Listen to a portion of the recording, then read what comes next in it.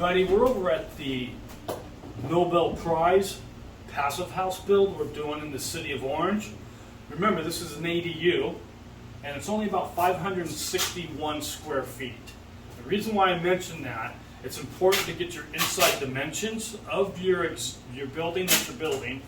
That way you can find out the square footage and then multiply that by the volume of the building. So there's a couple of ways we can do that, but for right now, we've already got it set up at about 10-foot ceiling heights on average. So when we come over here to this manometer, we can actually plug in our square footage and our volume, and it'll give us an air change an hour at 50 Pascal, which is what's required for any building worldwide to meet passive house standards. Why don't you come in a little bit closer and I'll show you exactly what I'm talking about. Okay, so for right now I've got it set at a pressure reading. We got to bring this up to 50, and then I got a flow at 50. So we're just doing a CFM reading first. How much cubic feet of air is leaking in and out of this building per minute?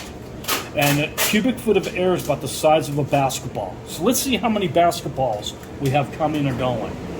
So we just got to get this number close to 50. And you can see we fluctuate a little bit, but on average we have about 125 cubic feet of air coming and going out of this building per minute, or basketballs. Let's switch it over to ACH 50. Now this is how much air is being replaced every hour. So we can see the air changes per hour.